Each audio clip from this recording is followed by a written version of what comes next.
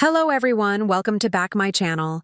I hope everyone is having a wonderful day before starting the video. Please go ahead and hit the subscribe button and give this video a thumbs up. General Hospital spoilers reveal that Sonny Corinthos, Maurice, Bernard may be the only supporter that Lois Cerullo, Rena Sofer, has left after the reveal of Gio Palmieri, Giovanni Mazza, parentage. Could friendship lead to more now that Sonny and Lois are older and supposedly wiser? Will sparks fly between Sonny and Lois after all these years? Sonny and Lois grew up together in Bensonhurst. Sonny was always welcome at the Cerullo home. Lois and Sonny have always been protective of each other, but they have never been romantically involved. Lois was too close to Sonny's ex, Brenda Barrett, Vanessa Marcille, to get into anything romantic with Sonny. However, Lois needs support now. Sonny and Lois always stand by each other, and even though Lois has lied to him for years about his grandson, she made sure that Sonny knew Gio. Sonny helped put Gio through school and has always supported him even though he had no idea that they were related. Will Sonny and Lois cross that line from friends to lovers? Ned Quartermaine, Wally Kurth, and Olivia Quartermaine, Lisa Lo Cicero, will be furious with Lois. Ned's daughter was pregnant and Lois kept that from him. Lois hid their grandson and never let on about it at all. Lois and Olivia have been friends for years, and despite that, Lois kept this from her all these years. Olivia will want nothing to do with her friend. Gio isn't going to be happy with Lois either. Lois and the rest of her family have lied to him for years. Gio didn't deserve any of this. Gio is upset at this parents when one of them was kept, in the dark about him as well. Gio needs some time to process this whole thing. How can Gio forgive his grandmother for everything that has happened? Lois will undoubtedly be thrown out of the Quartermaine mansion and probably ordered back to Bensonhurst. However, Lois is going to want to mend fences with Brooke Lynn, who has spent years being close to her son and having no idea who he was. Lois needs to be in Port Charles to make amends, and Sonny may offer to let her stay with him. Will Lois and Sonny grow closer if they are under the same roof? Sonny is shocked by what Lois has done, but when she explains how Brooke Lynn felt at the time, there is no way that Sonny can stay mad at her. Will Sonny and Lois's connection lead to them sleeping together? Could Sonny and Lois have a lasting relationship after all this time? In the ever-turbulent town of Port Charles, revelations hit like tidal waves, washing away loyalties and shaking up relationships. The latest bombshell? The long-buried truth about Gio Cerullo, Lois Cerullo's bright, musically gifted nephew, who is more than meets the eye. After weeks of mysterious behavior, curious glances from certain Port Charles citizens, and cryptic conversations overheard at the Metro Court, the truth is finally out. Gio is not just Brooklyn's cousin or Gloria Cerullo's pride and joy. He's the secret child of a powerful, dangerous past, and his presence threatens to unravel decades of secrets. Now, as the dust settles, Lois finds herself standing alone, except for one man, Sonny Corinthos. Gio's shocking identity. Gio Cerullo's recent arrival in Port Charles was supposed to be a fresh start, a chance for the musically inclined young man to connect with his family, explore opportunities with Deception's new branding push, and maybe even help out at L&B Records. But his clean-cut image and polite charm masked a complicated backstory that only a handful knew. Until now, in a stunning twist, it's revealed that Gio is not just the product of a long-forgotten summer fling. He's the secret son of Lois's younger sister, Maria Cerullo, and none other than Victor Cassadine. Yes, that Victor. Gio's father is the late, scheming, cold-blooded Cassadine patriarch. The revelation sends shockwaves across town. The Cassadine name still invokes fear, anger, and betrayal, even after Victor's dramatic end. With this connection, Gio's presence suddenly takes on a much darker, more dangerous implication. The fallout begins. Once the truth comes to light, the residents of Port Charles waste no time in taking sides. The Quartermaines are appalled. Tracy accuses Lois of hiding Gio's parentage intentionally to infiltrate ELQ. Olivia, once Lois's closest ally, is stunned speechless and refuses to speak with her. Even Brooke Lynn, caught between love for her mother and her loyalty to Chase, is conflicted. Dante, ever the loyal son and upstanding cop, is caught in a moral dilemma.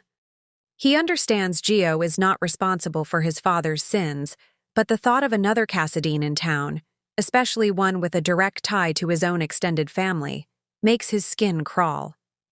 Alexis Davis, who suffered at Victor's hands more than once, demands answers.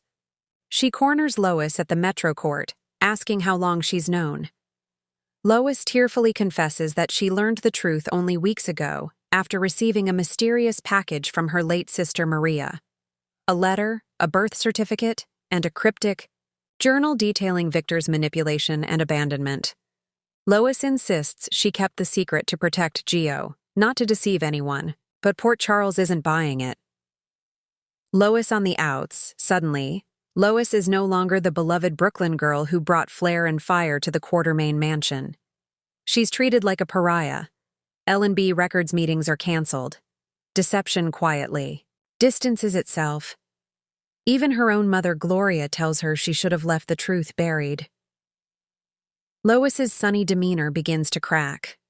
She's devastated, not only for herself, but for Gio, who is now enduring whispers, suspicion, and cruel judgment from a town he barely knows.